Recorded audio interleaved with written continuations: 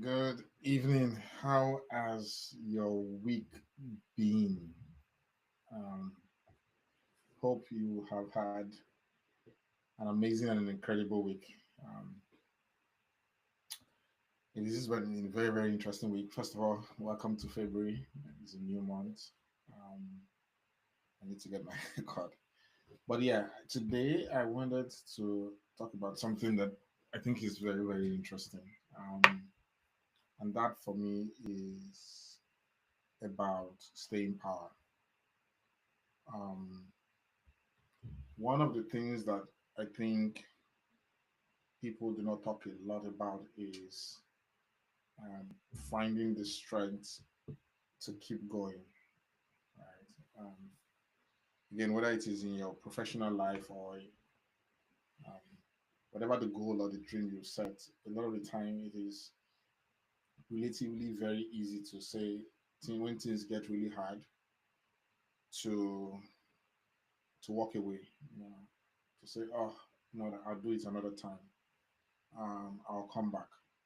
You know, I was talking with a founder um, earlier this week, and I remember mentioning to her, I said, she's just starting off on her journey, and I remember I mentioned, I said, be prepared, it's going to get hard, you know. Um, but going through and being able to move through each of that phase is what is the difference between people that build really, really incredible companies and people that end up um, quitting, right? And again, interestingly, there's a story I saw. I'm going to see if I can share. Um, there's a screenshot I think would be really, really cool to share. There's a story. I'll try and put up the image later on about the founder of a company in the US called Boom. The company just broke um, the supersonic barrier. What that means is they just launched a new fighter, a new supersonic plane. So again, imagine if a flight that would have taken you 10 hours, they built a jet engine and a plane that is almost as fast as the Concorde that can reduce the amount of time it would take to travel the trip. So instead of it being 10 hours, it can literally cut it in half to 5 hours. But the most interesting part of that story is that that company, it took them 10 years literally for them to get there. And I was kind of pausing to reflect on that a little bit, you know, to say and ask myself, how many of us have given up on certain dreams or goals or ambition in the first 6 months, in the first year, like, oh, it's too hard. And imagining what it takes or what it would have taken him and the team to keep believing and to stay committed to that vision for 10 years, you know, and just let that kind of sink in and let that kind of reflect on what that means, really, you know, especially around the things that we say we believe in. Like, if you do say that you believe in a goal, in a dream, do you believe in it enough to give it 3 years, to give it 5 years of your life, even when things are not necessarily working? Would you still stay committed, and even when everything doesn't seem like it makes sense? You know, I know there's a popular movie to that same story. I need to remember the name of the movie, but it was a story of the man. It was an inventor, and the wife. There was a huge debate on this particular movie on social media. I think once in a while, when the clip comes up, people debate it a lot about. And he created something. I think she's a popular actress. I need to remember her name. And he the husband, they were like, hey, go get a job. He didn't get a job. They were struggling. They lost quite a lot. Eventually, they got divorced, and eventually, the innovation worked. Right. Again, the story was more around. Eventually, he brought money. She was angry again that now he was so successful. but they were no longer together, and it was somebody else, um, because he got remarried, and I think she ended up killing the new wife and him as well on the boat. Um, but for me, again, why everybody was looking at that again in the context of this story and what happened in the previous week was what was hitting my mind, what was coming to my head again was even against everything he seriously fundamentally believed. He so believed to the detriment of everything else in the idea of what he was building, you know? And I think that that's like you have to have that belief where it's almost like it does to everybody else, it doesn't make sense. I used to tell people that sometimes for especially for innovators, some of the dreams that we have and the ideas that we have, you need to believe to the point of delusion. Literally, you need to believe to the point where, and I think it's also really, really hard, obviously, but you need to believe to the point where everybody's like, ah, and but for people that really change the world, it is that that way of seeing the world in a very different light, where to every other person it doesn't make sense, but you have this clear picture, this clear vision, and you figure out a way to stay alive. A good mentor of mine used to tell me, Sir Francis, that in business, the most critical rule is whatever you do not die. I, I, because it's only when you are alive that you have the capability to keep innovating, you know, to keep building, to keep attempting, to keep trying. Um, Again, for me, it was really interesting seeing that founder story. 10 years, committing to building something for 10 good years, and eventually, a few weeks ago, it finally clicked, it finally worked, you know. And I actually also wonder for a lot of us how much, how quickly we might have ended up giving up when even we're very close to it actually working, you know. Yeah, how can you stay alive till you're lucky? How can you stay alive long enough for it to work? A lot of innovation that I've seen happen, you see people that actually have built innovation, but they're probably too early. And they were like, oh, this is just the right time. They saw it, they saw the big vision, they saw the big opportunity, but they probably innovated in a time where it wasn't just right, you know. And probably they've already moved on to go do something else. That by the time it was just right, they didn't they no longer have the energy or the time to even be committing to build to explore that any longer, you know. But yeah, I think that's like the biggest thing that I was just thinking about in my head is how,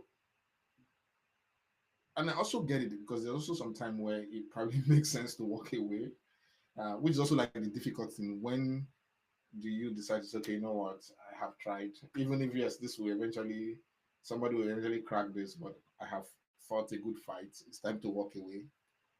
Um, but I think one of the things it just reinforced in my heart is the willingness to fight harder and longer, and figuring out a way to stay alive for the things that I truly believe in, for the goals and the vision that I am chasing, and willing. And it is hard.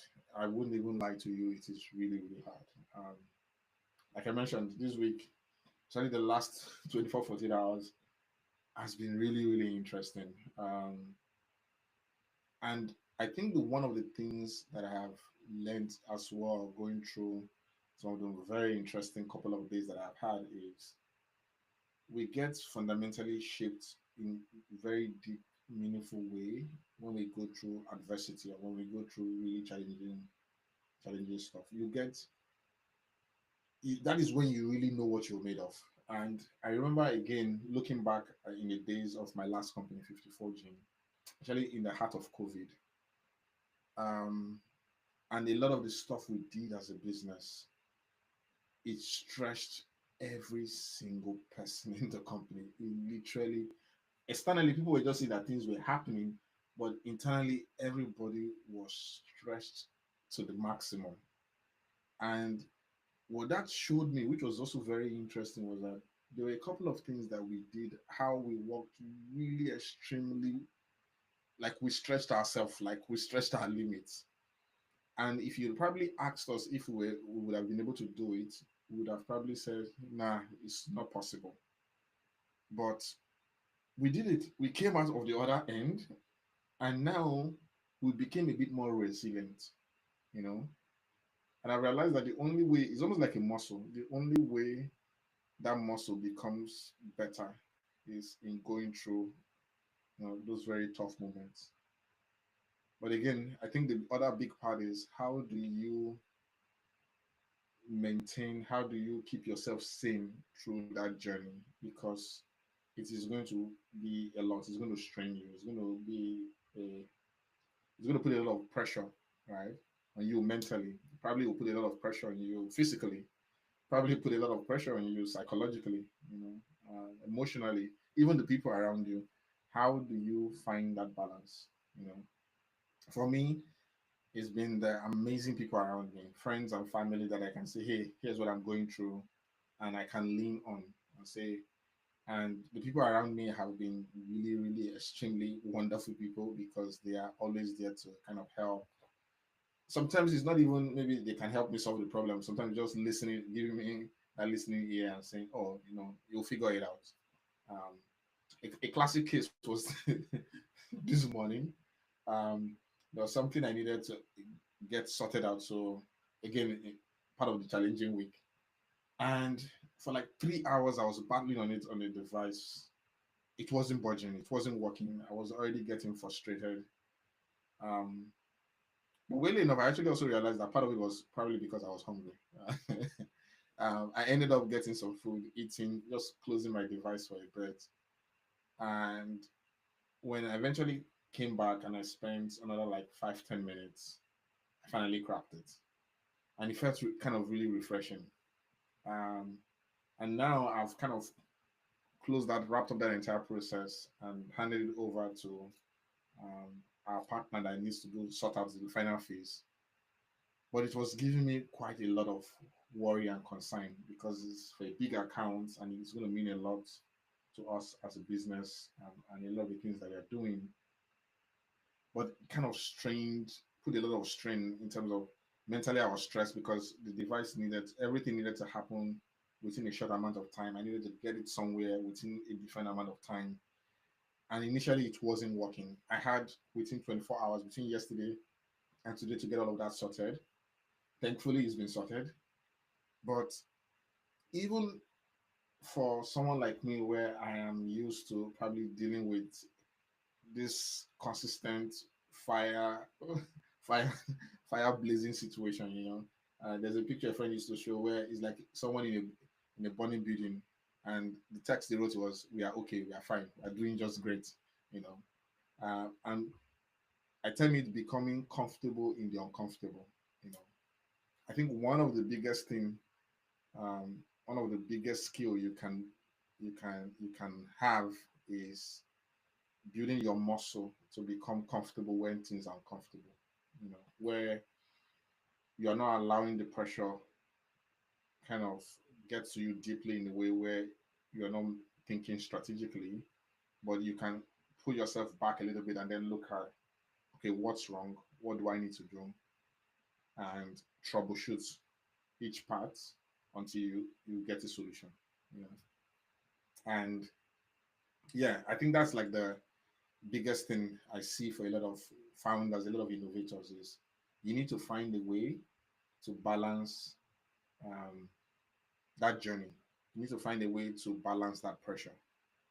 Um, you- the biggest thing you can do for yourself is understanding how to manage the pressure as you go through that journey. So whether it is in your workspace, whether it is you're building a career, a business, finding ways to manage pressure changes the dynamic about how you deal with a lot of things. You know, I'm curious to figure out how do you navigate pressure. When the pressure is on, how do you get to keep yourself sane, keep yourself balanced, especially if it is an ongoing pressure, because again it's different where if the pressure is just for a couple of hours, a couple of minutes, yeah, it's okay, you're out on the other side. But if the pressure is sustained pressure, something that you need to deal with for days, for weeks, for months, how do you keep yourself sane through that entire journey? That it doesn't uh, disrupt your relationship with people around you. It doesn't cause significant damage, even to you personally as well.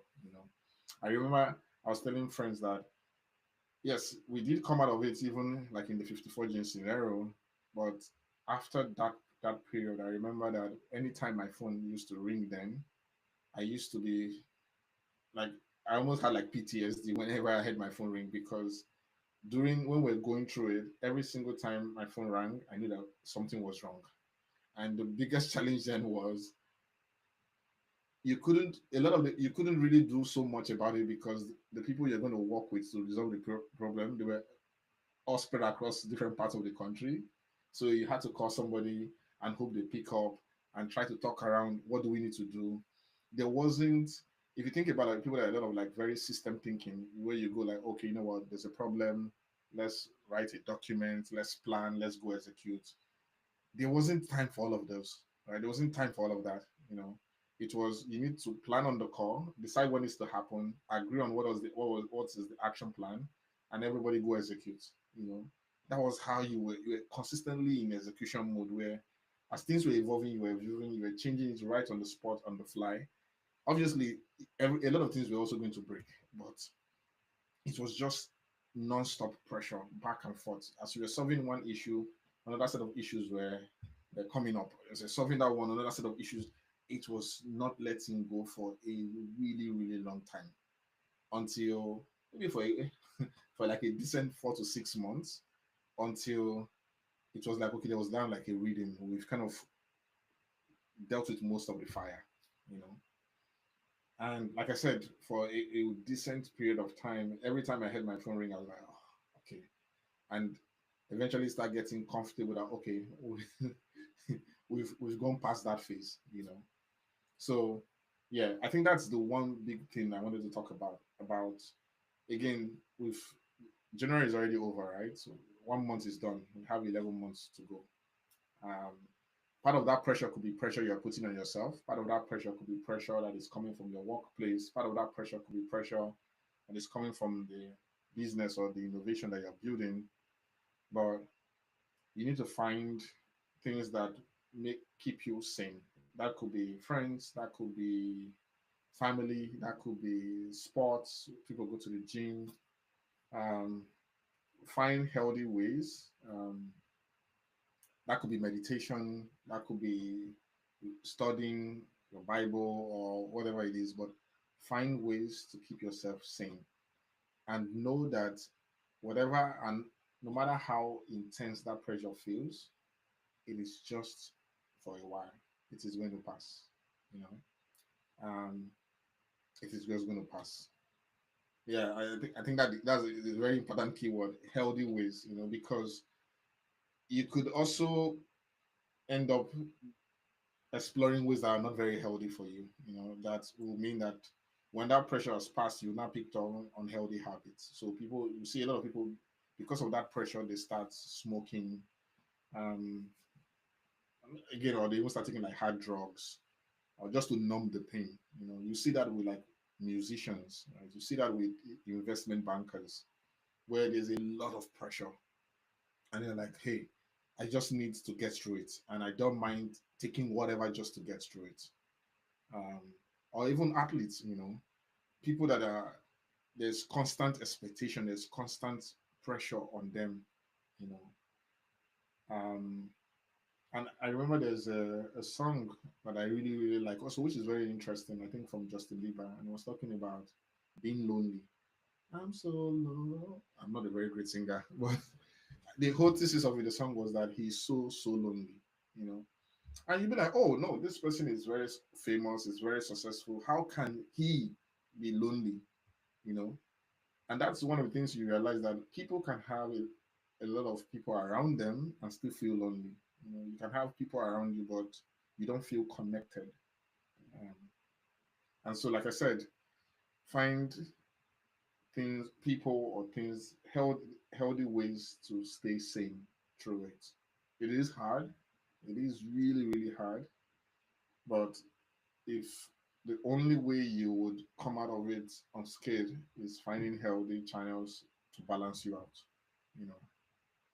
And again, maybe for someone it is, if it took an individual 10 years to chase a vision, and now that vision is alive. The most interesting thing for me, again, when I was looking at that guy's story, was that he didn't actually even study. He's not a, he, well, he flies planes, but he didn't, that was not his profession, you know. His previous career, his previous role, before, before this business he built, he was working for Groupon, you know. Um, and when I was reading his story, I was like, that is very, very interesting, you know. Well, he just had this nagging feeling that this is a problem that I have a unique perspective to that I want to solve. And he kept going at it, and he told that story and got people to believe in that vision and in that story. But even with all of that belief, even with raising all of the capital, it didn't make it any easy. It took them 10 good solid years. Probably would have taken more, but eventually, this he started this in 2014. So just going into the 11th year, they are finally achieved success. So that vision, that goal, that dream that you have, you told yourself, oh, it's too difficult, it's going to take too long.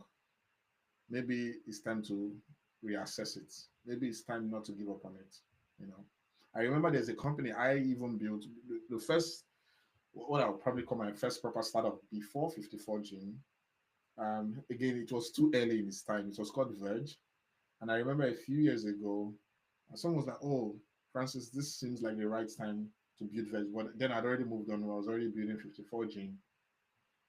And I saw other founders that were building in that space, and I was trying to help advise and encourage and say, hey, here's some of the learning and insights about my journey, and sharing that with them, and hoping that hopefully they will take some of those insight and learning very useful, and kind of use that to navigate their own journey, you know. And that is really one of the things I hopefully want to start doing from the coming week. So again, the format for these live streams will change in this February. This will probably be the last time in a while where it will just be only me ranting for about 20 to 30 minutes.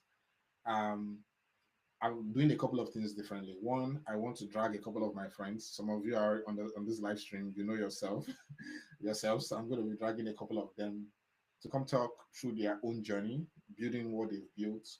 And because, again, like I said, the, one of the interesting things I've seen is that all of the tech stories you see today, all of the stories you see is about companies raising money, company going public or dying, but nobody talks through all of the challenging and unsexy part of that journey of building those dreams.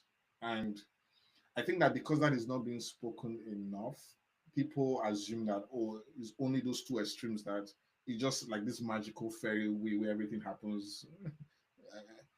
Tada, it has happened. But um, talk through those pieces that are not very exciting. The piece about people are almost running out of money, start almost dying multiple times and still staying alive. You know, founders having to sometimes run into debt, personal debt, or what, like all of the crazy, unsexy things that they had to do to build the companies that we see, that we love, and that we appreciate.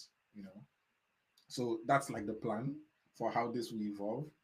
In the next couple of weeks, over the next, I'll start pulling a couple of people into the stream, and we will get to chat with them. I would try to create, again, I'm trying to put a lot of structure around this. I'll try to create posters for who will be coming on every weekend, so we can get questions in early, or even right on the live stream and get to ask um, those people, those founders. Again, it's not just going to be founders. We want to talk to founders, operators that work in these companies that joined really early and shaped those companies, and even people that invested in those companies and what their experience has been supporting and backing innovation. But once in a while as well, you'll probably see my face as well, just me again talking about my own journey as well. But yes, that is something that I'm really really excited about. I started a new project as well, where I am going to be working with a couple of early stage founders, and just to kind of help unblock them. Um, so for those that are applied, they will be hearing back from me in the week within the week. We've gotten some really really amazing founders building amazing stuff around the world, and I applied for that. That should be really interesting. It's an exciting project I'm taking on as well. And probably as well, I'll probably get to put some of those founders into some of the live stream. And I also want to use that my medium or this medium to hopefully tell their story and get a little bit of attention into what they are doing as well.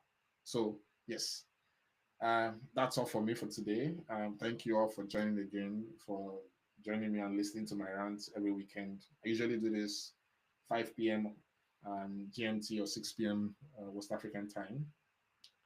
I'd love to hear your thoughts, your feedback. How do you manage to stay sane when the house is on fire, when everything seems not to be working? And I'd like to, yeah, share me general thoughts or feedback. Again, um, like to hear what you're thinking generally. But until next week, have an amazing weekend. Thank you for joining me today, and cheers.